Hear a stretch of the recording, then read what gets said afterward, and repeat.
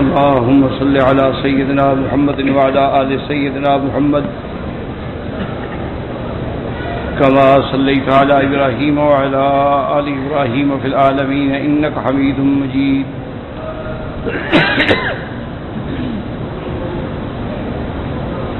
أعوذ بالله من الشيطان الرجيم. بسم الله الرحمن الرحيم. واتخذوا من دون الله آلهة لعلهم ينصرون لا يستطيعون نصرهم وهم لهم جند محضرون فلا يحزنك قولهم إنا نعلم ما يسرون وما يعلنون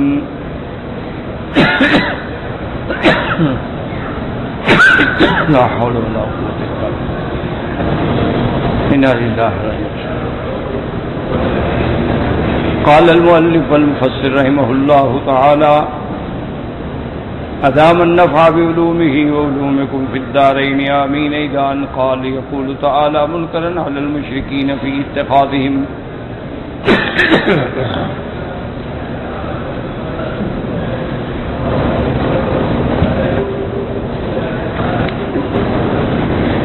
اتخاذهم الأنداد آلهة مع الله يبتغون بذلك أن تنصرهم تلك الآلهة فترزقهم وتقربهم إلى الله زلفى. قال الله تعالى لا يستطيعون نصرهم أي لا تكفر الآلهة ولا نصر عابديها بل هي أضعف من ذلك وأقل وأذل وأحقر وأدهر بل لا تقدر ولا الاستنصار لأنفسها ولا الانتقام ممن أرادها بسوء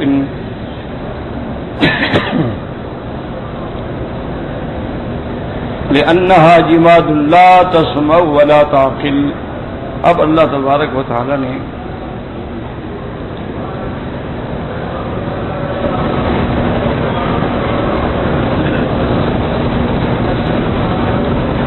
کلام مقدس کی ان آیات میں اثبات معاد اور رد علی المشرکین اللہ نے فرمایا کہ جن لوگوں نے اللہ کے سوا من دون اللہ آلہتن اللہ کے سوا الہ بنا رکھے ہیں، معبود بنا رکھے ہیں، لا ینصرون وہ ان کی لعلہم ینصرون تاکہ ان کی مدد کریں.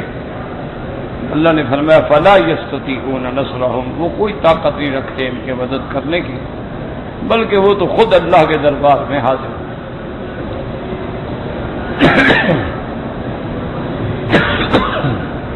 لا حول ولا قوة الا باللہ. لا حول ولا قوة. سب سے پہلی بات تو یہ سمجھیں کہ دنیا میں جتنے لوگوں نے اللہ کے سوا آلہہ بنائے ہیں ان کی کئی قسمیں ہیں. سب سے پہلی قسم جو ہے وہ عابدین الاصنام والاوثان کی ہے، جنہوں نے بت بنائے اور ان کی عبادت کی. یہ سب سے پہلی قسم.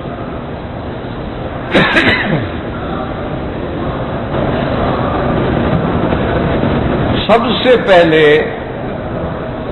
جیسے کہ اللہ نے قرآن مقدس میں بھی ذکر فرمایا ہے، سیدنا نوح علیہ السلام جو ہے وہ اول رسول پہلے پیغمبر ہیں، پہلے رسول. اس سے پہلے کوئی رسول نہیں بھیجا اللہ. آدم علیہ السلام آئے وہ نبی ہیں، کوئی صاحب شریعت پیغمبر نہیں ہے کہ شریعت لائے. ان کو اللہ نے دنیا میں بھیجا کہ دنیا میں آبادی اور زبانیں اور تعمیر اور ترقی اور کاشتکاری اور ان چیزوں کی تعلیم ہے. تو سیدنا آدم علیہ السلام کے ابتدائی دور میں تمام مخلوق جو ہے وہ ایک ہی عقیدے پہ قائم تھی کہ اللہ کو اپنا معبود مانتے تھے اور حضرت آدم علیہ السلام کے احکام کی تعمیل کرتے تھے. کوئی جھگڑا اختلاف نہیں. پھر جوں جوں آبادی بڑھتی گئی، تعداد بڑھتی گئی، اللہ نے مخلوق زیادہ پیدا فرمائی، نسلیں بڑھتی گئیں، اب فساد شروع ہوا۔ اس لیے سب سے پہلا قتل جو ہے وہ قابیل نے حابیل اپنے بھائی کو قتل کیا۔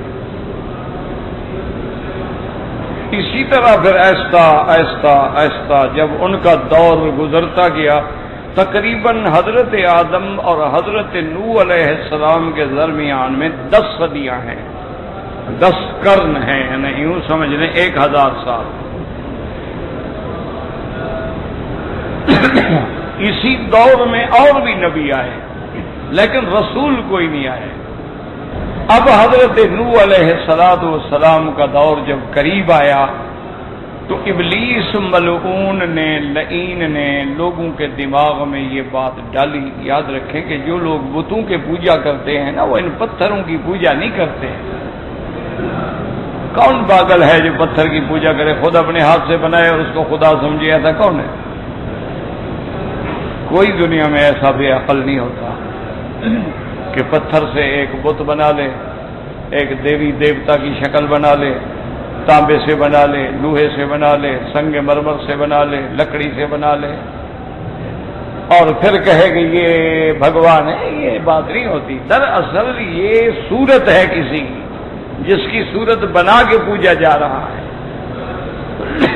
ورنہ یہ تو لکڑی ہے، یہ تو پتھر ہے، تو وہ بھی جانتے ہیں کہ تو ہم نے خود بنایا ہے۔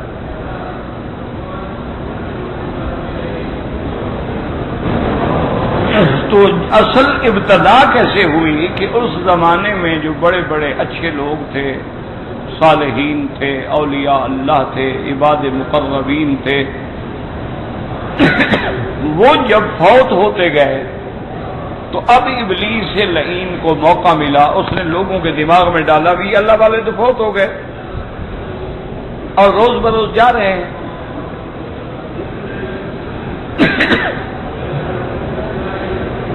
ہم ان کی صحبتوں سے فائدہ اٹھاتے تھے، یہ ہمیں ہدایت کرتے تھے، ہمیں اچھا راستہ دکھاتے تھے، ہمیں بھلائی کا حکم دیتے تھے، برائیوں سے منع کرتے تھے، ان کی صحبت میں ہمیں بڑا سکون ملتا تھا۔ اب یہ اللہ والے جا رہے ہیں تو میدان خالی ہو رہا ہے، اب اس کا کیا کیا جائے؟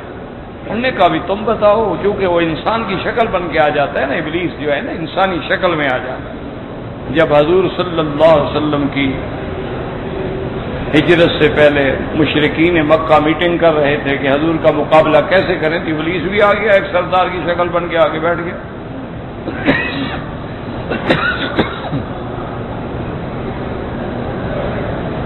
باقاعدہ مشورے میں شریک ہوا۔ اسی طرح جب بدر والے دن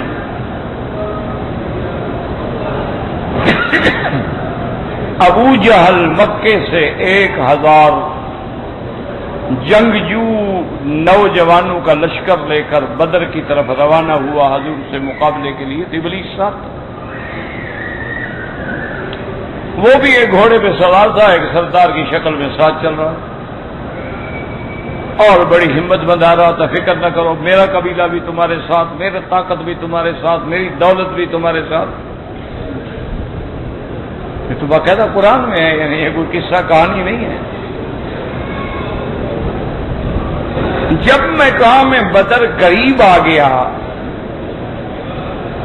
تو اب ابلیس نے میدان بدر پہ جب نظر ڈالی، کیونکہ ابلیس کے پاس تو قوت استدراجی ہے نا، وہ تو ان قوتوں کے ذریعے دیکھ سکتا تھا۔ اس نے دیکھا کہ میدان بدر میں تو فرشتے اترے ہوئے ہیں اور جبریل بھی آئے ہوئے ہیں، وہ ملعون سمجھ گئے۔ اب وہ پیچھے ہٹنے لگا، ابو جہل نے اس کا ہاتھ پکڑ لیا، محمود نے کہا تم ہمارے ساتھ ہو، اب کہاں جا رہے ہو؟ پیچھے ایسا ایسا پیچھے ہو رہے ہو، کیا بات ہے؟ آگے بڑھو۔ انہوں نے کہا انی ارا ما لا ترون۔ انہوں نے کہا ابو جہل جو میں دیکھ رہا ہوں نا تم نہیں دیکھ سکتے، تمہیں نظر نہیں آ رہا نا، اس لیے تم بہادر بن کے جا رہے ہو، میں تو دیکھ رہا ہوں نا کہ تم تو اپنی موت کی طرف بڑھ رہے ہو۔ انی اخاف اللہ، میں تو اللہ سے ڈرتا ہوں۔ اب ڈر آ گیا اللہ کا، ابلیس کو بھی ڈرتے ہو تو آئے کیوں تھے بدبخت؟ تو اس لیے یاد رکھیں کہ ابلیس انسان کی شکل میں آ جاتا ہے، بزرگ بن جاتا ہے، شیخ بن جاتا ہے، پیر بن جاتا ہے، مولوی بن جاتا ہے، عالم بن جاتا ہے۔ اور اسی طرح ہمارے لوگوں کے عقیدوں کو گمراہ کرنے کے لیے اللہ معاف کرے، جب ہمارے لوگ کسی بزرگ کی مزار پہ جاتے ہیں، نو راتہ بیٹھتے ہیں، اعتکاف کرتے ہیں، وہاں 20 دن رات دن پڑے رہتے ہیں، مزاروں پہ ہاتھ باندھ کے کھڑے رہتے ہیں اور رات دن ان کے طواف کرتے ہیں، ان سے مانگتے ہیں،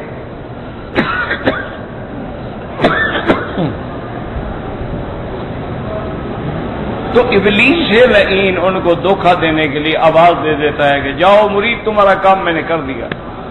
اب وہ بیچارہ سمجھتا ہے کہ مجھے شیخ نے آواز دی ہے، اب وہ غریب تو دھوکے میں ہے نا۔ وہ کہتا ہے جناب مجھے تو باقاعدہ مزار سے آواز آئی۔ وہ پکا گمراہ ہو گیا۔ انہوں نے کہا میں نے خود اپنی آنکھوں سے آواز سنی ہے، مجھے باقاعدہ پیر صاحب نے آواز دیا کہ جاؤ تمہاری مشکل ہم نے حل کر دی۔ اور یہ باتیں بھی نعوذ باللہ ثم نعوذ باللہ، میں کسی پر اعتراض کرنے کے لیے نہیں کہہ رہا، اللہ مجھے بچائے۔ اللہ ہمیں کسی پہ اعتراض کرنے سے، طنز کرنے سے، کسی پہ غیبت کرنے سے، جھوٹ باندھنے سے، الزام لگانے سے اللہ محفوظ رکھے۔ یہ باقاعدہ کتابوں میں لکھا ہے۔ اسی عرب کا ایک واقعہ ہے، جہاں آپ بیٹھے ہیں نا، اسی ملک کا واقعہ ہے۔ کتابوں میں باقاعدہ انہوں نے لکھا ہے کہ ایک شیخ گزرے ہیں، بہت بڑے بزرگ، شیخ بدوی کے نام سے۔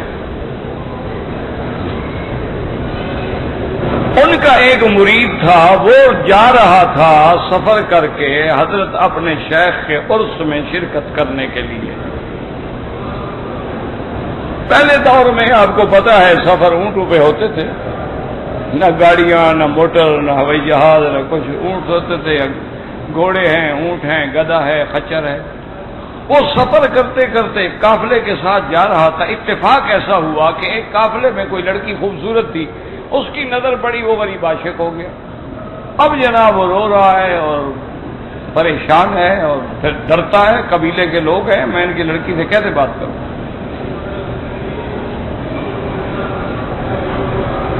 اسی عشق میں روتے روتے روتے بہرحال حضرت اپنے پیر کی مزار پہ پہنچ گیا، اور وہاں جا کر بھی بس رات دن رو رہا ہے کہ کسی طرح وہ لڑکی مجھے مل جائے، اس کے بغیر میں مر جاؤں۔ تو باقاعدہ کتابوں میں لکھا ہے کہ ایک رات اس نے فیصلہ کیا کہ آج ساری رات میں نے حضرت کی مزار پہ رہنا ہے، اور حضرت سے آج میں نے بات منوانی ہے کہ وہ لڑکی مجھے مل جائے۔ وہ کہتے ہیں کہ ساری رات وہ وہاں چلا کشی کرتا رہا، لوگ چلے گئے، روتے روتے بیچارے کو نیند آ گئی۔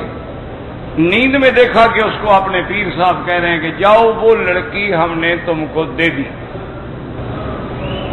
اب بڑا خوش ہو گیا، ابھی لڑکی تو مجھے مل گئی، نیند میں خواب دیکھ رہا ہے۔ پھر خیال آیا کہ بھی مجھے پیر صاحب نے لڑکی کیسے دے دی، لڑکی تو لوگوں کی ہے، پیر صاحب نے کیسے دے دی؟ تو کہتا ہے میں نے خواب میں دیکھا کہ وہ لڑکی کا باپ آیا، اپنی لڑکی کو بھی ساتھ لے آیا، اور حضرت کے تعویذ، مزار کا جو تعویذ تھا اس کے قریب کھڑے ہو کے اس نے کہا حضرت پیر میں نے اپنی لڑکی کا آپ کو مالک بنایا ہے، آپ جس کو چاہیں دے دیں۔ کہتے اب مجھے سمجھ آیا کہ بھی پیر صاحب تو لڑکی کے مالک بن گئے، اس کا باپ بنا گیا ہے، تو اب مجھے جو پیر صاحب دے رہے ہیں لڑکی تو پھر ٹھیک ہے، چونکہ اب تو لڑکی پیر صاحب کے ملک میں ہے، یہ قبر سے سودے ہو رہے ہیں۔ ایمان سے کہو کوئی کافر یہ کتابیں پڑھے گا وہ کیا کہے گا، مسلمان ہے کیا بلا ہے؟ یہ تو کتابیں ہیں نا، چھپی ہوئی ہیں، صرف یہ تو نہیں کہ مولوی مکی پڑھے گا، اس کو دشمن بھی تو پڑھ سکتا ہے نا۔ اس کو جہاں دوست پڑھے گا وہاں ہندو بھی پڑھے گا، سکھ بھی پڑھے گا، انگریز بھی پڑھے گا، وہ کہے گا کہ ہم ایسی باتیں کرتے ہیں ہم تو کافر ہو جاتے ہیں، تم مسلمان ہو۔ وہ کہتا ہے کہ جناب اسی حال میں میری نیند کھل گئی، صبح کی نماز کے بعد میں مزار کے سین میں بیٹھا ہوا تھا، وہ لڑکی کا باپ آیا، اس نے کہا کہ میں اپنی لڑکی کا تمہارے ساتھ نکاح کرتا ہوں، میرے ساتھ نکاح ہو گیا، میرے پیر کی بات سچی ہو گئی، پیر نے مجھے لڑکی دے دی۔ تو یہ سارے شیطانی تصرفات ہوتے ہیں، بندہ سمجھتا ہے بیچارہ کہ شیخ کر رہا، اس لیے لوگ گمراہ ہو جاتے ہیں۔ ابلیس بڑا لعین ہے، بڑا ملعون ہے، کہ ہر قسم کے دھوکے دیتا ہے۔ حضرت عبد القادر جیلانی رحمت اللہ علیہ جیسی شخصیت، اللہ ان کی قبروں پہ کروڑوں رحمتیں فرمائے، اللہ تمام اولیاء کے درجات کو قیامت تک مزید بلند فرمائے، ان کے قبروں کو مزاروں کو نور سے بھر دے۔ تو حضرت عبد القادر فرماتے ہیں کہ میں ایک رات اکیلا تنہا بیٹھا ہوا عبادت کر رہا تھا، نفلیں پڑھ رہا تھا، تلاوت کر رہا تھا، ذکر کر رہا تھا، یکدم روشنی ہو، پورا میرا منظر جو تھا نا آفاق کا سامنے سب روشن ہو۔ کہتے ہیں میں بڑا حیران ہو گیا کہ بھئی کیا روشنی۔ اسی اثنا میں اس روشنی میں آواز آئی کہ عبد القادر جاؤ، آج کے بعد ہم نے تم پر اپنے تمام احکام، تمام اوامر نوائی سب معاف کر دیے ہیں، تم میرے مقبول ہو اور تمہارے لیے جنت وقف ہو گئی، اب تمہیں کسی عمل کرنے کی ضرورت ہی نہیں۔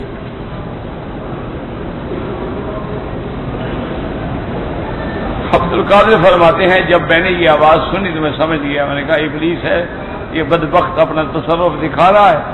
تو فوراً آپ نے فرمایا اعوذ باللہ من الشیطان الرجیم لا حول ولا قوت الا باللہ العلی العظیم۔ اب شیطان ظاہر ہو گیا۔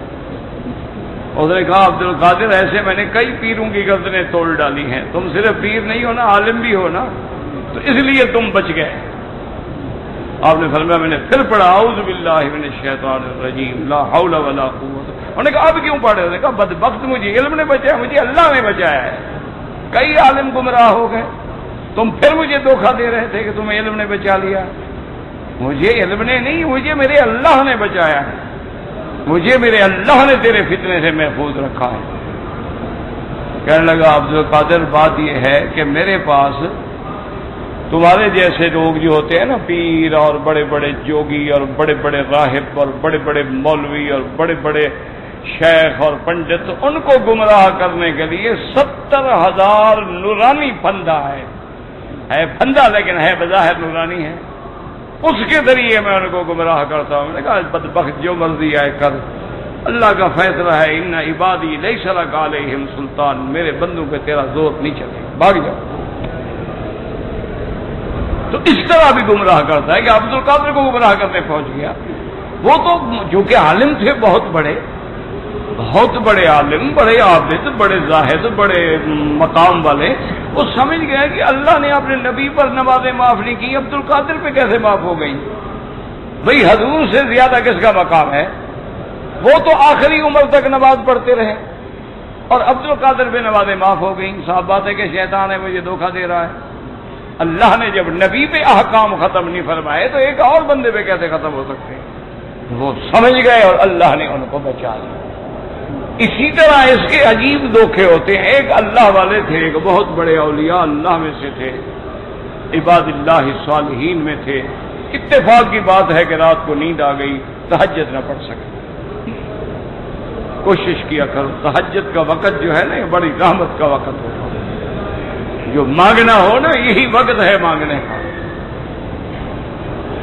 لیکن شرط یہ ہے کہ دوستوں سے ہٹ جاؤ، الگ جا کے کسی دوسری جگہ پر جہاں تمہیں کوئی جاننے والا نہ ہو، بس بندہ ہو اور اللہ کی ذات ہو۔ مانگنا سیکھو۔ جب تک بچہ نہ روئے نا، ماں بھی دودھ نہیں دیتی، اس کے سینے میں بھی دودھ نہیں آتا۔ تو ہم نے اگر رونا نہ سیکھا اور مانگنا نہ سیکھا تو پھر کیا ملے گا؟ خالی چکر ہے، لگا کے چلے جائیں گے۔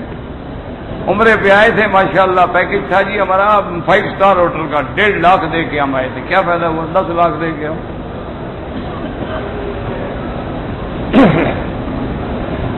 تو وہ تہجد جب قضا ہو گئی، ان کی نیند آ گئی، انسان ہے، سو گیا۔ صبح کو جب اٹھے تو اب حضرت رو رہے ہیں، یا اللہ مجھ سے کون سا غلطی ہو گئی، مجھ سے کون سا گناہ ہو گیا کہ آج رات میں تیرے ذکر سے، تیری نماز سے، تیری عبادت سے، تیرے قرآن سے محروم ہو گیا۔ اور جناب یوں آپ نے سارا دن نفلیں پڑھی، نفل پڑھ رہے ہیں، رو رہے ہیں، تلاوت کر رہے ہیں، نفل پڑھ رہے ہیں، رو رہے ہیں، یا اللہ میری رات کی تہجد۔ اب وہ وقت تو پھر واپس نہیں آتا ہے، وہ تو گیا نا۔ اب دوسری رات جب سوئے تو ابھی تہجد کا وقت نہیں آیا تھا، تو ایک آدمی نے اٹھایا، اٹھو بھائی اٹھو اٹھو تہجد پڑھو حضرت۔ دیکھا تو وہ تو شیطان تھا۔ بدبخت تم مجھے تہجد کے لیے جگانے ہیں؟ انہوں نے کہا سارا دن یہ نفلیں پڑھ پڑھ کے میرا ستیہ ناش کر دیا۔ میں نے کہا اٹھا دوں، وہی تہجد پڑھ لے، اچھی بات۔ تہجد میں تو 8 رکعتیں پڑھے گا، دن کو 100 رکعتیں پڑھ کے جو تم نے میری گردن توڑ دی ہے۔ اس لیے میں نے کہا اس کو وہی 8 پڑھنے دو، اس کو مت شرارت کرو۔ یہ 8 رکعتوں کا بوجھ ٹھیک ہے نا، بجائے اس کے میں 100 رکعت کا بوجھ برداشت کروں۔ اسی لیے یاد رکھو، اولیاء اللہ نے لکھا ہے کہ تم 2 رکعتیں نفل پڑھے، انہیں شیطان وسوسے سے ڈالتا ہے، سلام پھر کے اور شروع کر دو، اور وسوسے سے ڈالے اور شروع کر دو۔ وہ جوں وسوسے سے ڈالے تم جوں ذکر اللہ کی مار دو، وہ سمجھ جاتا ہے یہ میرے وسوسے سے ہٹنے والا نہیں ہے، مجھے اور ذبح کرے گا۔ وہ کہتے ہیں چھوڑو یار اس کو کرنے دو، اور بندے تھوڑے ہیں گمراہ کرنے کے لیے، اس کے رستے سے ہٹ جاؤ، اور مخلوق بہت ہے۔ اس لیے ہمیشہ یاد رکھیں کہ سب سے پہلی گمراہی جو شروع ہوئی ہے وہ ہے بت پرستی۔ ابلیس لعین نے ان کو کہا کہ جو اللہ والے فوت ہو گئے ہیں ہم ان کی تصویریں بنا کے، تمثیلیں بنا کے، بت بنا کے رکھ لیں تاکہ یادگار رہے گی، ہم دیکھیں گے یار دیکھو کیسے ہمارے بزرگ۔ انہوں نے کہا بھی ہمیں تو آتا نہیں کیسے بنائے۔ انہوں نے کہا چلو میں کوشش کر کے دیکھتا ہوں۔ تو اس نے ان بزرگوں کے بت بنائے، ایسے بت بنائے نا جی معلوم ہو کہ بالکل حضرت بیٹھے ہوئے ہیں۔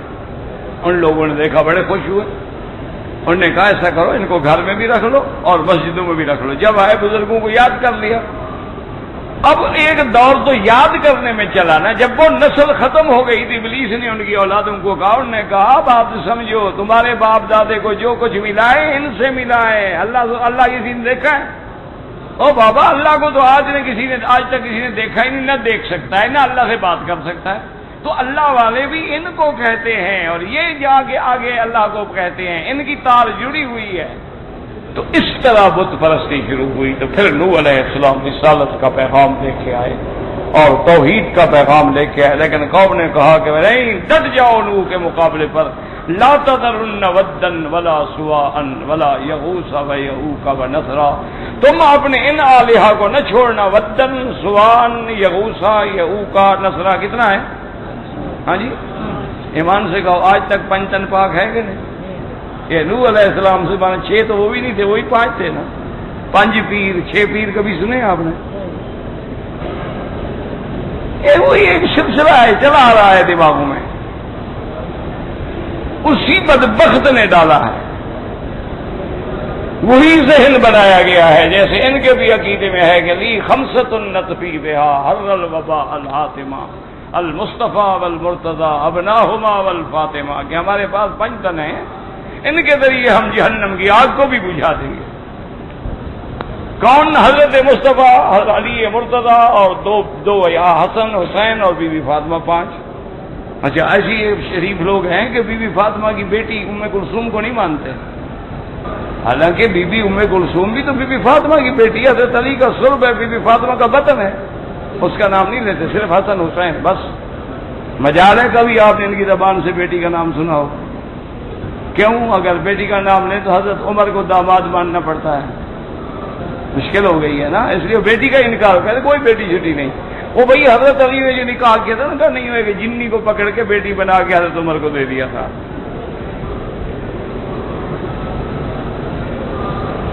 جس سے شیطان ڈرتا تھا اس کو جنی بھیج دی تھی، حضرت عمر کو تو اصل ابلیس بھی ڈرتا تھا، جن کیسے اس کے گھر میں آ گیا؟ بس ایک دماغ ہے بنتا جا رہا ہے، اللہ معاف کرے۔ یاد رکھیں پہلی چیز ہے بت پرستی، یہ بتوں کی عبادت نہیں ہے، بزرگوں کی عبادت ہے، ان کی شکلیں بنائی جاتی نہ۔ ایمان سے کہیں آپ کے ملک میں آج کل آپ دیکھیں گھروں میں تصویریں پیروں کی لگاتے ہیں کہ نہیں لگاتے؟ میں نے خود دیکھا، میں اس بس میں خود سوار ہوا، ایک پیر کی تصویر لگی ہوئی تھی، اوپر پھول ہار وار بھی ڈالے ہوئے تھے۔ وہ میں نے ڈرائیور سے پوچھا، نے کہا یار یہ کس کی تصویر؟ تمہارے والد صاحب ہیں؟ کہا نہیں حضرت، والد کہا ہمارے مرشد ہیں، ہمارے شیخ ہیں۔ میں نے کہا تو یہاں تصویر بس میں کیوں لگائی؟ انہوں نے کہا حضرت ان کی وجہ سے تو حادثہ نہیں ہوتا، آج تک حادثہ ہی نہیں ہوا۔ انہوں نے کہا حضرت کی تصویر کی برکت ہے کہ آج تک حادثہ نہیں ہوا۔ میں نے کہا اچھا مہربانی کرو بریک مارو، مجھے تو اترنے دو۔ کہتے کیوں؟ میں کہ میں ہوں تو وہابی، لیکن میں بھی وہابی پیر ہوں، آج حادثہ ضرور ہوگا۔ آگے گیا گاڑی ٹکرا گئی بدبخت کی. پھر آتا تھا میرے پاس روتے کا پتہ نہیں آپ نے کیوں کہہ دیا. میں نے کہا میرے دل سے بد دعا نکلی ہوگی اور میں کو پیر تھوڑا ہوں. یہ تمہیں تصویر بچا رہی ہے وہ عقل کرو. یعنی خدا پر عقیدہ ہی نہیں. انا للہ و انا، تو یہ ہے بت پرست. اسی طرح دوسرا گروہ کیا ہے، وہ کہتے ہیں نہیں اللہ نے سارا نظام جو ہے دے دیا ہے ستاروں. یہ جو افلاک میں ستارے ہیں نا، سارا نظام ان کے ہاتھ میں. اسی لیے کہتے ہیں نا جی آپ کس تاریخ کو پیدا ہوئے، تمہارا ستارہ کون سا ہے؟ ستارہ تمہارا شمس ہے، زحل ہے، عطارد ہے، کون سا بنتا ہے؟ اور اس ستارے کے خصوصیات یہ ہیں. اچھا تمہاری بیوی کا کون سا تھا؟ اوہ تمہارے تو ستارے نہیں ملتے، کیسے گزرے گی؟ ان کا عقیدہ ہے کہ سب کچھ ستارے ہیں. اسی طریقے سے بعض اوقات لوگ یہ سمجھتے ہیں کہ ستاروں کے علاوہ وہ جو بروج ہیں نا، ابراج ہیں، سارا کچھ ان کے ہاتھ میں. وہ کہتے ہیں اللہ نے دیا ہے. وہ کہتے ہیں پیروں کو بھی اللہ نے دیا ہے. وہ کہتے ہیں ان کو بھی مختار کل جو ہے اللہ نے پاور آف اٹارنی دے دی ہے کہ بس میں اب آرام کروں گا، تم لوگوں کو بچے بھی دو، سب کچھ دو. وہ بھی یہی کہتے ہیں کہ اللہ نے یہ سارے آسمان کے فلکی ستارے بنائے، ان کو مدبرات فی الامور بنا دیا ہے، اب تصرف ان کے ہاتھ میں ہے. فلاں ستارہ فلاں برج میں جائے گا بارش ہوگی، فلاں ستارہ فلاں برج میں جائے گا بارش نہیں ہوگی، فلاں ستارہ فلاں برج میں جائے گا ملک پہ عذاب آئے گا، نحس ہے. فلاں ستارہ فلاں برج میں جائے گا سعادت کی علامت ہے، ملک پہ بڑی راحت آئے گی، آرام آئے گا. ان کا ایمان ان سے ہو گیا. ان کو بھی وہ یہ مانتے ہیں کہ اللہ نے بنایا ہے، لیکن اللہ نے اب ان کو اختیار دے دیا ہے، اللہ کے پاس کچھ نہیں. جیسے ہمارا جاہل کہتا ہے کہ اللہ نے حضور کو جب پیدا فرمایا محمد مصطفیٰ کو، تو تمام اختیارات جو تھے وہ اللہ نے اپنے نبی کو دے دیے. اس لیے، اور یہ میں نہیں کہہ رہا حضرت اللہ کے کعبے میں بیٹھ کے اللہ بچائے، میں الزام نہیں لگا رہا، باقاعدہ شعر ہے حضرت کا. کہتا ہے کہ خدا کے پلے میں وحدت کے سوا کیا ہے. کہتے اللہ کے بعد بدوئی تو ہوئی دی ہے، اور کیا ہے بلا. مجھے جو کچھ بھی لینا ہے میں لے لوں گا محمد سے. کہ ہمیں جو کچھ لینا ہے ہم حضور محمد مصطفیٰ سے لیں گے. اللہ کے پلے میں تو ہے کچھ نہیں، انہوں نے تو سارا کچھ آپ کو دے دیا ہے نا. انا للہ و انا الیہ راجعون. اور یہی عقیدہ تھا کافروں کا کہ یہ ہمارے بت ہیں، یہ ہمارے آلیہ ہیں، یہ لات ہے، یہ عزا ہے، یہ منات ہے، یہ حبل ہے، اور یہی ہمارے اللہ کے ساتھ ہمیں ملانے والے ہیں، یہی ہمارے سفارشی ہیں، یہی ہمیں خدا کے قریب کریں گے، یہی ہماری دکھ میں مدد کریں گے، اور اللہ جب ہمیں عذاب میں پکڑیں گے یہی ہمیں چھڑائیں گے. ان کا بھی یہی عقیدہ تھا جو آج جاہل کا عقیدہ ہے، اللہ معاف کرے. اس لیے اللہ فرماتے ہیں وَاتَّخِذُوا مِن دُونِ اللَّهِ آلِهَةً لَعَلَّهُمْ يُنصَرُونَ. اللہ فرماتے ہیں ان مشرکین نے جو اللہ کے سوا معبود بنا رکھے ہیں، مشکل کشا بنا رکھے ہیں، ان کے گمان میں ہے کہ یہ ان کی مدد کریں گے. فرمایا لا یستطیعون نصرهم وهم لهم جند محضرون. اللہ نے فرمایا ان کی طاقت نہیں ہے کہ یہ اپنے عبادت کرنے والوں کی مدد کر سکیں، بلکہ یہ کمزور ترین مخلوق ہیں، یہ احقر ہیں، حقیر ہیں، بلکہ یہ قیامت والے دن خود پکڑے ہوئے اللہ کے دربار میں کھڑے ہوں گے. یاد رکھو وہ جو اللہ کے سوا عبادت پہ راضی ہے یقیناً وہ پکڑا ہوگا، اس پہ عذاب ہوگا. اور بعض ایسے ہیں جو اللہ کے سوا عبادت پہ راضی نہیں ہیں، جیسے لوگوں نے حضرت عیسیٰ علیہ السلام کی عبادت کی لیکن عیسیٰ علیہ السلام راضی نہیں ہیں، جیسے لوگوں نے اولیاء اللہ کی عبادت کی لیکن اولیاء اللہ راضی نہیں ہیں، جیسے لوگوں نے انبیاء کو مختار کل سمجھا لیکن انبیاء اس دعوے کے راضی نہیں ہیں. انہوں نے وضاحت کر دی قُل لَا أَمْلِكُ لِنَفْسِي ضَرًّا وَلَا نَفْعًا إِلَّا مَا شَاءَ اللَّهُ. حضور نے فرمایا میری امت کے لوگوں میں تو اپنے جان کے بھی نفع نقصان کا مالک نہیں، میرا مالک بھی میرا اللہ ہے. جو وہ چاہتا ہے مجھے دیتا ہے، جو چاہے مجھے نہ دے دے. اس لیے حضور نے دعا میں سکھلا دیا کہ ہر نماز کے بعد دعا مانگتے اللہم لا مانع لما آتیتا. یا اللہ اس کو کوئی روک نہیں سکتا جس کو تو دینا چاہے، ولا معطی لما منعتا، اور جو اس کو کوئی دے نہیں سکتا جس کو تو روک دے، ولا راد لما قضیتا، اور جو تقدیر میں تو لکھ چکا ہے تیری تقدیر کو کوئی ٹال نہیں سکتا، ولا ينفع ذا الجد منك الجد، اور کوئی کوشش نفع نہیں پہنچا سکتی جب تک کہ اللہ تبارک و تعالی راضی نہ ہو۔ اللہ نے قرآن میں فرما دیا وَإِن يَمْسَسْكَ اللَّهُ بِضُرٍّ، اگر اللہ تمہیں کسی دکھ میں پکڑنا چاہے فَلَا كَاشِفَ لَهُ، اس دکھ سے کوئی نکالنے والا نہیں مگر اللہ تبارک و تعالیٰ کی ذات ہے، اور اگر اللہ تجھے بھلائی دینا چاہے کوئی روکنے والا نہیں، اس لیے اللہ نے فرمایا لا يستطيعون نصرهم، یہ ان کے الہہ ان کی مدد کرنے کی طاقت نہیں رکھتے، ولا وهم لهم جند محضرون، بلکہ یہ تو خود حاضر ہوں گے، خود اقرار کریں گے، خود اعتراف کریں گے، اپنی برات کا اعلان کریں گے۔ اللہ نے فرمایا میرے مدنی فلا يحزنك قولهم، یہ آپ کی تکذیب کرتے ہیں، کفر کرتے ہیں، شرک کرتے ہیں، آپ غم نہ کریں۔ انا نعلم ما يسرون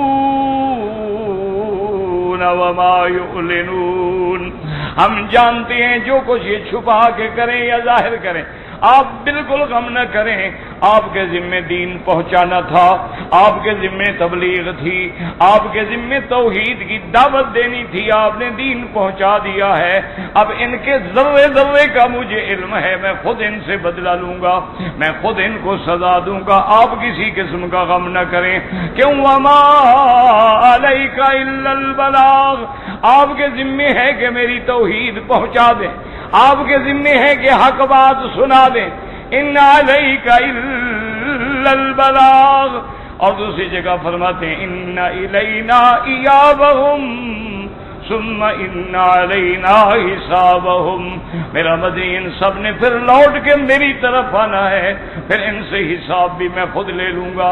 آپ کی ذمہ داری ختم ہے، آپ نے دین کی تبلیغ کر دی، آپ نے دعوت توحید پہنچا دی، اس لیے آتا ہے کہ صحابہ کہتے تھے نشہد انک قد ادیت الرسالۃ وبلغت الامانۃ، آپ نے واقعتاً اللہ کا پیغام پہنچا دیا کہ حضرت یوم عرفات والے دن جب میرے آقا محبوب دو عالم سیدنا محمد مصطفیٰ صلی اللہ علیہ وسلم حجۃ الوداع کے موقع پہ عرفات کے میدان میں ہیں، آپ جبل رحمت کے دامن میں جہاں کالے کالے پہاڑ کے پتھر پڑے ہیں، یہیں اپنی قصوہ اونٹنی پہ سوار ہیں، اور حضور صلی اللہ علیہ وسلم خطبہ فرما رہے ہیں، اور اس کے بعد پوچھتی ہیں تمام صحابہ سے کہ اے صحابہ بتلاؤ میں نے اللہ کی توحید پہنچا دی کہ نہیں، میں نے اللہ کا پیغام پہنچا دیا کہ نہیں، میں نے تمہیں بھلائی کا حکم کر دیا کہ نہیں، میں نے تمہیں برائیوں سے روک دیا کہ نہیں، مجھے گواہی دیں۔ سارے صحابہ کہتے ہیں قد بلغت الرسالۃ وادیت الامانۃ ونصحت الامہ وکشفت الغمۃ، میرا مدنی آپ نے باقی پیغام پہنچا دیا ہے۔ حدیث میں آتا ہے حضور نے اپنی انگلی مبارک اٹھائی آسمان کی طرف، آپ نے کہا اللہم فاشہد الا هل بلغت اللہم فاشہد الا هل بلغت اللہم فاشہد، میرا اللہ آج گواہ ہو جا، یہ سارے تیرے بندے گواہی دے رہے ہیں میں نے تیرا دین پہنچا دیا ہے، آپ گواہ ہو جائیں میں نے تیرا دین کوئی نہیں چھپایا ہے۔ اللہ نے فرمایا میرا مدنی آپ نے میرا دین پہنچا دیا، میں نے بھی محمد تیرا دین کامل کر دیا۔ الیوم اکملت لکم دینکم واتممت علیکم نعمتی ورضیت لکم الاسلام دینا، یعنی آپ اندازہ کریں کہ اللہ نے اپنے نبی کو منافقوں کے نام بتلا دیے، فرمایا فلان ابن فلاں منافق ہیں، فلان ابن فلاں منافق ہیں، فلاں ابن فلاں منافق ہے، آگے حکم دیا کہ اب ان کو ظاہر کرنے کی بھی ضرورت نہیں، لیکن میرے مدنی کی احتیاط دیکھیں کہ حضور نے حضرت حذیفہ کو بلایا کہ اللہ نے گو مجھے حکم نہیں دیا ان کے نام بتانے کا، لیکن چونکہ اللہ نے مجھے علم دیا ہے میں نہیں چاہتا کہ کسی کو آگے نہ بتلاؤں، لہذا تم مجھ سے سن لو، اپنے سینے میں راز رکھنا۔ اس لیے کہتے ہیں حضرت حذیفہ صاحب سر النبی صلی اللہ علیہ وسلم، حضرت حذیفہ جو تھے محمد مصطفیٰ کے رازدار تھے، لیکن آپ نے اس کو بتلا دیا تھا کہ تبلیغ کامل ہو جائے، کوئی بات رہ نہ جائے کہ جو اللہ نے مجھے دی اور میں نے نہیں پہنچائی۔ اس لیے حضرت عمر جیسا آدمی اگر کسی بندے کا جنازہ آتا سب سے پہلے حضرت حذیفہ کو تلاش کرتے تھے کہ حضرت حذیفہ جنازے میں ہیں کہ نہیں ہیں، اگر حضرت حذیفہ نہ ہوتے تو حضرت عمر بھی آہستہ آہستہ نکل جاتے، سمجھ جاتے منافق کا جنازہ ہے، اگر جنازہ مومن کا ہوتا تو یہ ممکن ہی نہیں کہ حضرت حذیفہ جنازہ چھوڑ دیں۔ اللہ کے نبی نے ان کو بھی وہ بات جو تھی بتلا دی۔ اس لیے ہمیشہ یاد رکھیں اللہ کے دین کا کام ہے کہ دین پہنچا دیا جائے، باقی کوئی مانے نہ مانے یہ کوئی بندے کے کام، یہ انبیاء کے لیے بھی ضروری نہیں اور علماء کے لیے بھی ضروری نہیں اور اولیاء اللہ کے لیے بھی ضروری، ان کی ذمہ داری ہے کہ آپ کو حق بات پہنچا، کوئی مان لے الحمدللہ، نہ مانے اس کی مرضی۔ اس لیے اللہ نے فرمایا میرا مدنی آپ غم نہ کیا کریں، آپ کیوں غم کرتے ہیں؟ اس لیے دوسری جگہ فرماتے ہیں وَلَقَدْ نَعْلَمُ أَنَّكَ يَضِيقُ صَدْرُكَ بِمَا يَقُولُونَ، اللہ نے فرمایا میرا مدنی ہم جانتے ہیں آپ کا دل تنگ ہوتا ہے یہ بدبخت جو باتیں کرتے ہیں۔ کیسے تنگ نہ ہو؟ آدمی حق کی بات کرے اور اگلا سنے نہ بلکہ نعوذ باللہ استہزاء بھی کرے، تکلیف تو ہوتی ہے۔ وَلَقَدْ نَعْلَمُ، ہمیں قسم ہے ہم پکی بات ہے جانتے ہیں، وَلَقَدْ نَعْلَمُ أَنَّكَ يَضِيقُ صَدْرُكَ بِمَا يَقُولُونَ فَسَبِّحْ بِحَمْدِ رَبِّكَ وَكُن مِّنَ السَّاجِدِينَ۔ میرا مدنی اس چیز کا علاج کیا ہے؟ اللہ کی تسبیح بیان کرو، اللہ کا ذکر کرو، دلوں کا اطمینان یاد رکھو، دولت میں نہیں ملتا، عزت میں نہیں ملتا، پیسے میں نہیں ملتا، عورت میں نہیں ملتا، اگر دل کا اطمینان ڈھونڈنا ہے تو اللہ کے ذکر میں ملتا ہے، الا بذکر اللہ تطمئن القلوب۔ اس لیے اللہ نے فرمایا میرا مدنی فسبح بحمد ربک، اللہ کی تسبیح بیان کرو، اللہ کی تحمید بیان کرو، اللہ کے آگے سجدہ ریز ہو جاؤ، اللہ کی عبادت کرو، بس یہ علاج ہے، غمگین ہونے کی ضرورت نہیں ہے۔ یہ جب آئیں گے میرے پاس تو ہم ان کا پھر پورا حساب کر لیں گے۔ انا نعلم، حق ہم جانتے ہیں، ما یسرون وما یعلنون۔ اب مفسر کہتے ہیں یقول تعالی منکرا المشرکین فی اتخاذ من دعا اللہ یبدکم ذالک انتم تلک الآلیہ وترزقهم وتقربهم۔ اللہ پاک مشرکین پر ان کا رد فرماتے ہیں کہ انہوں نے جو خدا بنا رکھے ہیں کہ یہ خدا ان کی مدد کریں گے، یہ خدا ان کو رزق پہنچائیں گے، یہ خدا ان کو اللہ سے ملائیں گے۔ قال اللہ تعالی یستطیع النصر ولا تقدر الآلۃ نصر عبدیہ، یہ ان کی قطعا مدد نہیں کر سکتے۔ بل ہی اضعف من ذالک، یہ تو ضعیف ہیں، یہ تو بالکل ذلیل ہیں، حقیر ہیں، لاچار ہیں۔ بل لا تقدر علی الاستطاع، یہ تو اپنی مدد بھی نہیں کر سکتے، اگر کوئی آ کے ان کو توڑ ڈالے یہ تو اس کو بھی نہیں روک سکتے۔ وَلَلْ انتقام من نَوَادِهَا بِسُوءٍ، اور نہ کسی سے یہ بدلہ لے سکتے ہیں، کیوں؟ یہ تو پتھر ہیں، یہ تو لکڑیاں ہیں، تو لا یعقل ہیں، لا یسمع ولا یبصر ہیں، یہ کیا نقصان دیں گے؟ وقوله تبارک وتعالى وهم لهم جند محضرون۔ قال مجاہد یعنی عند الحساب يريد ان هذه الاسلام مباشرة مجموعة يوم القيامة محضرة عند حساب عابديها ليكون ذلك ابلغ في عذرهم وادل عليهم في اقامة الحجة عليهم۔ حضرت مجاہد فرماتے ہیں اس آیت کا معنی یہ ہے کہ حساب والے دن اللہ تبارک و تعالی ان بتوں کو بھی زندگی دیں گے، ان بتوں کو بھی حیات دیں گے، ان بتوں کو بھی اٹھائیں گے، ان سے بھی حساب لیں گے تاکہ عبادت کرنے والوں کو پتہ چل جائے او جن کو ہم نے خدا بنا رکھا تھا ان کا تو اپنا حال یہ ہے، وہ تو خود پکڑے ہوئے کھڑے ہیں۔ اب فرماتے ہیں لا یستطیعون نصرهم، اللہ کے سوا جو مشکل کشا بنائے وہ کوئی مدد نہیں کر سکتے۔ وهم لهم جند محضرون والمشركون يكذبون الله في الدنيا والآخرة خير وأتقاهم. حالانکہ مشرک اپنے ان خداؤں کے لیے لوگوں سے لڑتے رہے، لوگوں کے مقابلے کرتے رہے، حالانکہ یہ کچھ بھی نہیں کر سکتے. وقد قال المسيح واضح قول حضرت علی رحمہ اللہ تعالی فلا يحزنك قولهم. میرا مدنی ان کافروں کی باتیں، تکذیب، انکار، بالکل آپ غم نہ کریں. انا نعلم ما يسرون وما يعلنون. اے نحن نعلم جميع ما هم فيه، ہم جانتے ہیں. وسنجزيهم وصفهم ونعاملهم على ذلك ولا يبخس من اعمالهم جريرا ولا حقيرا ولا صغيرا ولا كبيرا. ان کا چھوٹا بڑا ہر عمل قیامت میں ہمارے سامنے ہوگا اور ہم سارے ان کے اعمال پہ ان کو سزا دیں گے. بل يرد عليهم جميع ما كانوا يعملون قديما وحديثا. اور قیامت والے دن ہم ان کو بھی نامہ عمل پکڑا دیں گے کہ تم بھی دیکھ لو دنیا میں تم نے کیا کیا کیا تھا، اور پھر اس کے بعد ہم بدلہ لیں گے. اللہ تبارک و تعالی ہمیں صحت، عافیت اور ایمان کی دولت سے نوازے.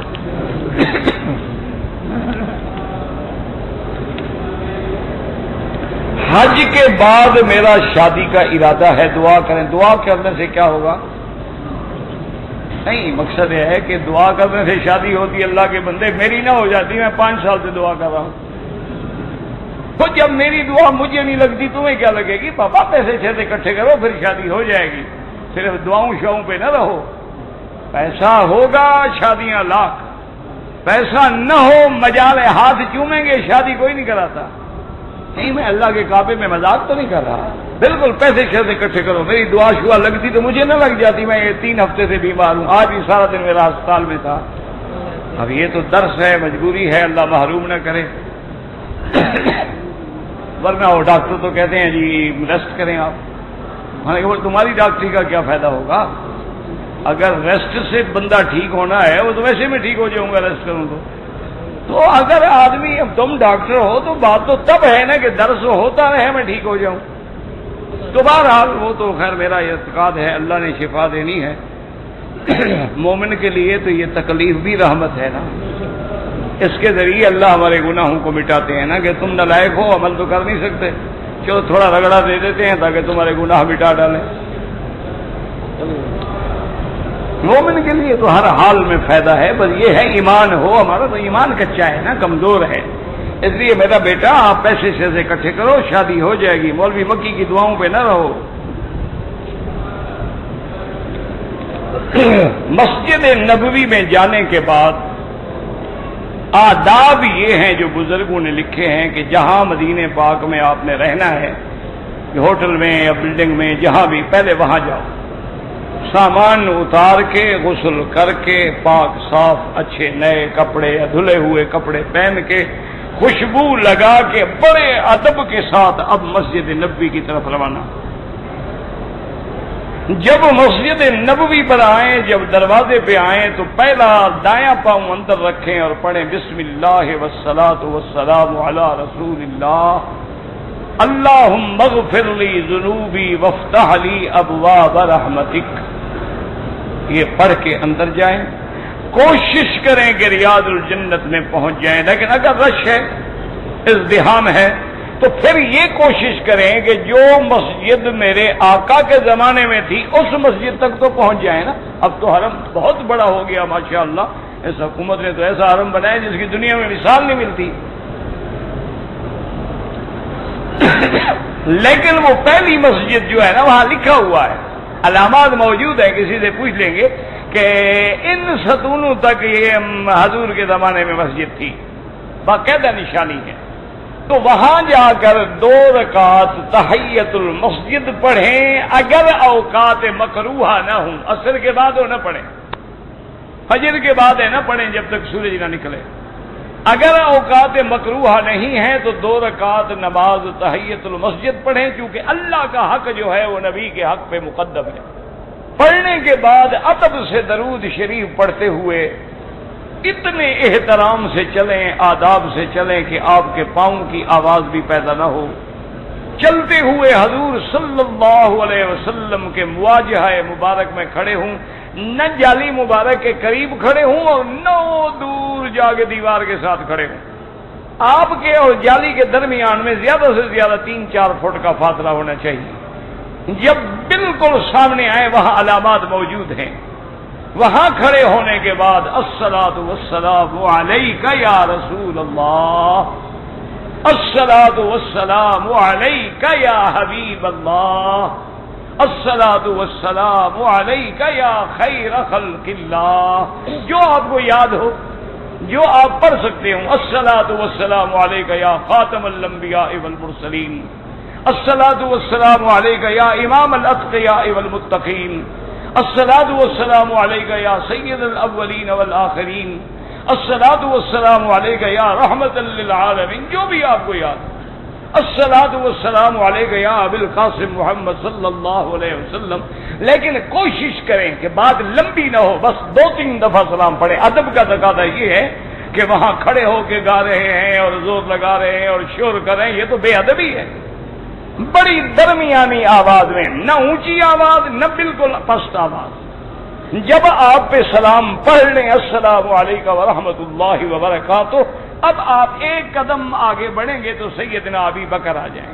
السلام علیک یا اول الخلفاء، السلام علیک یا وزیر النبی المصطفیٰ، السلام علیک یا ابی بکر الصدیق رضی اللہ تعالی عنہ وارضاہ، السلام علیکم ورحمۃ اللہ وبرکاتہ. اب ایک قدم آگے بڑھیں. السلام علیک یا ثانی الخلفاء، السلام علیک یا عمر بن الخطاب الناطق بالحق والثواب، السلام علیکم ورحمۃ اللہ وبرکاتہ. اب اور آگے بڑھ کے رخ کعبے کی طرف کر لیں اور اللہ سے دعا مانگیں. سلام پڑھنا، سلاد بھیجنا نبی کا حق ہے، دعا اللہ سے مانگی جاتی ہے، وہ اللہ کا حق ہے. وہاں اللہ سے دعا مانگیں اور اس کے بعد جتنا عرصہ مدینے میں رہیں تمام وظیفے چھوڑ کے صرف درود شریف پڑھیں. چلتے پھرتے اٹھتے بیٹھتے یا قرآن پڑھیں یا درود شریف پڑھیں. اسی طرح پھر آپ جنت البقیع الغرقد میں جائیں، کیونکہ وہاں میرے آقا کی بیویاں ہیں، ازواج مطہرات ہیں. وہاں ثالث الخلفاء حضرت عثمان ہیں رضوان اللہ علیہم اجمعین، اور بڑے بڑے صحابہ، بڑے بڑے ائمہ اطہار ہیں، امام مالک ہیں، بڑے بڑے اولیاء اللہ ہیں. ان پہ سلام پڑھیں. ضروری نہیں ہے کہ اندر جائیں، دروازے پہ کھڑے ہو کے بھی پڑھ سکتے ہیں. جیسے حضور آپ دروازے پہ کھڑے ہو جاتے تھے، السلام علیکم یا اہل البقیع الغرقد انا انشاءاللہ بکم لاحقون انتم السابقون ونحن الاثر. اسی طرح شہدائے احد پہ جائیں کہ میرا آقا محمد مدنی خود جاتے تھے شہدائے احد پر، تو وہاں جانا جو ہے سنت ہے. اسی طرح مدینے میں رہتے ہوئے مسجد قباء جائیں اور وہاں جا کے 2 رکعت 4 رکعت جتنا اللہ توفیق عطا فرمائے وہ پڑھیں. اور اگر روزانہ جا سکیں تو ایک عمرہ مفت میں ملتا ہے. یعنی جو آدمی مسجد نبوی سے حرم مدینہ میں رہتے ہوئے قباء جا کے 2 رکعت پڑھے، ایک عمرے کا ثواب مل جاتا ہے مفت میں. تو مشکل کیا ہے بھائی؟ اچھا گاڑیاں بھی چل رہی ہیں، پیدل بھی جا سکتے ہیں. افضل تو یہ ہے کہ پیدل جائیں، تاکہ جتنے قدم چلیں گے آپ اسی مدینے میں چل رہے ہیں جہاں محمد مصطفیٰ چلتے تھے. آپ اسی مدینے میں چل رہے ہیں جہاں اصحاب رسول چلتے تھے. آپ اسی مدینے میں چل رہے ہیں جہاں اہل بیت رسول چلتے تھے. آپ اسی مدینے میں چل رہے ہیں جہاں ائمہ اطہار چلتے تھے. امام مالک رحمت اللہ علیہ مدینہ منورہ کے حرم کی حدود میں کبھی سواری پہ سوار نہیں ہوتے تھے، کبھی اونٹنی پہ، کبھی گھوڑے پہ، کبھی کسی چیز پہ سوار نہیں ہوئے. شاگردوں نے پوچھا تو فرمایا مجھے ڈر لگتا ہے میرے مدنی کے جہاں قدم ہوں میں سواری پہ کیسے سوار ہو جاؤں. میں ادب کا تقاضا ہے کہ میں سوار نہیں ہوتا ہوں. تو امام مالک رحمت اللہ علیہ اس ادب کے ساتھ جا کے سلام پڑھیں اور جتنا ممکن ہو درود پڑھیں. اور سب سے افضل درود وہ ہے جو تم نماز میں پڑھتے ہو. اللہم صلی علی محمد وعلی آل محمد کما صلیت علی ابراہیم وعلی آل ابراہیم فی العالمین وبارک علی محمد وعلی آل محمد کما بارکت علی ابراہیم وعلی آل ابراہیم فی العالمین انک حمید مجید. یہ افضل ترین درود ہے جو خود نبی پاک نے پڑھا ہے، اور ہر نماز میں حضور یہی پڑھتے تھے، صحابہ یہی پڑھتے تھے، اہل بیت یہی پڑھتے تھے. اس کے علاوہ بھی درود جائز ہیں. یہ منع نہیں ہے کہ آدمی اگر پڑھتا ہے اللہم صلی علی سیدنا محمد وبارک وسلم، اللہم صلی علی سیدنا محمد النبی الامی وعلی آلہ وصحبہ وبارک وسلم، کوئی حرج نہیں، جائز ہے.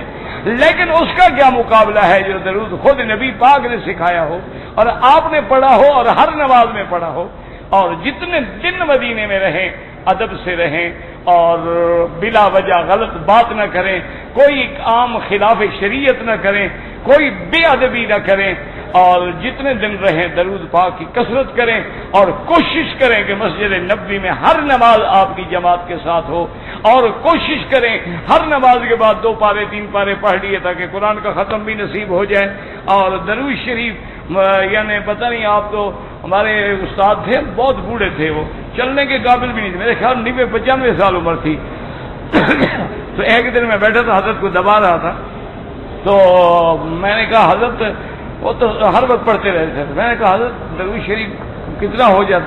کہنے لگے بھائی مولوی مکی اب تو بوڑھا ہو گیا ہوں، 1,00,000 ہو جاتا ہے، زیادہ نہیں ہوتا، 1,00,000 روز۔ جناب آپ نے پڑھا ہے کبھی؟ نہیں، آپ 5 اسٹار ہوٹلوں میں عیش کرو، ایئر کنڈیشن میں سوتے رہو اور انشاءاللہ واپس جاؤ۔ مکہ مدینہ سبحان اللہ، کملی والے کا دروازہ دیکھ کے روضہ دیکھ کے آئے ہیں، اس لیے تازہ داڑھی مڈا کے اترے تاکہ شکل میں فرق نہ آئے، جو لوگوں نے دیکھا تھا اسی طرح دیکھیں کہ جیسے بدھو گیا تھا اسی طرح آیا ہے۔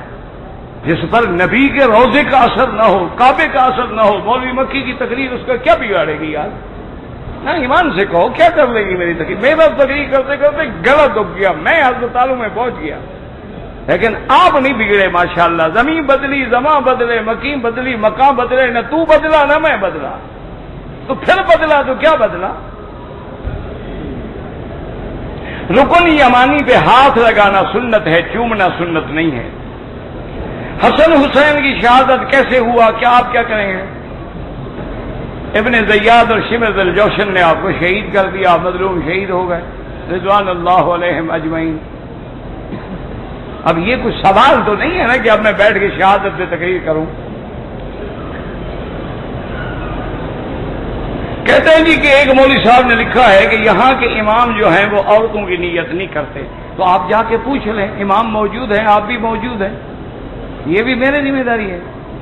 نہیں، مقصد یہ آپ جو زندہ الحمدللہ ماشاءاللہ موجود ہیں تو آپ پوچھ لیں امام صاحب سے کہ جی آپ ہماری عورتوں کی نیت کرتے ہیں یا نہیں کرتے؟ اچھا، جتنے قرآن میں اللہ نے حکم دیے ہیں خطاب ہے مردوں کو، عورتوں کو ہے ہی نہیں، بہت تھوڑی جگہ پہ خطاب ہے، تو اس کا مطلب ہے کہ وہ حکم صرف مردوں کے لیے ہوگا، عورتوں کے لیے یا ایھا الذین آمنوا کتب علیکم الصیام، مردوں کو حکم ہے کہ تم پہ روزے، تو عورتیں نہ رکھیں نا، ان کے تو نام ہی نہیں ہے۔ تو مسئلہ سمجھو کہ عورتیں مردوں کے تابع ہیں، اگر مرد کی بھی نیت ہو جائے تو عورتیں طبعاً اس میں آ جاتی ہیں۔ یہ تو بعض ائمہ کے نزدیک ہے کہ جہاں عورتیں، وجہ کیا ہے؟ وہ جو ائمہ نے لکھا ہے نا کتابوں میں، اللہ کو سمجھا کرو۔ ہمارے ملکوں میں عورتیں مسجد میں نہیں آتی، سمجھ آ گئی بات؟ کہ بات کو سمجھو مسئلے کو۔ مثلاً ہمارے ملک میں آپ کراچی جائیں، سندھ جائیں، پنجاب جائیں، پشاور جائیں، بلوچستان، کوئٹہ جائیں، کہاں بھی جائیں تو وہاں عورتیں مسجدوں میں جماعت کے ساتھ نماز پڑھنے نہیں آتی۔ اب اگر آ جائیں تو امام کا فرض ہے کہ نیت کر لیں کہ بھائی پہلے تو آتی نہیں نا، آج اتفاق سے دیکھا کہ عورتیں بھی کھڑی ہیں، تو اس کو چاہیے کہ وہ نیت، یہاں تو حضور کے زمانے سے آتی ہیں، ان کو کیا شک ہے کہ یہ نیت نہیں کرتے؟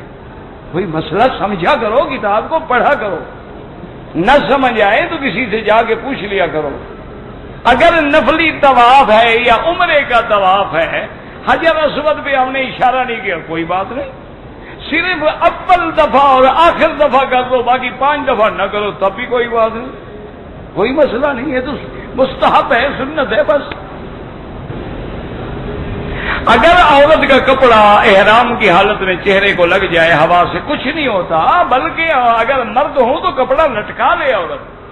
عورتوں کو بھی نماز کا جماعت سے ملتا ہے، بالکل ملتا ہے، اگر جماعت سے ثواب نہ ملتا تو حضور کی بیویاں مسجد میں آتی جماعت کے ساتھ پڑھنے کے لیے، اپنے گھر میں پڑھ لیتی، اور حضور نے فرمایا کہ لا تمنعوا اماء اللہ عن بیوت اللہ، اللہ کی بندیوں کو اللہ کے گھر سے روکا نہ کرو۔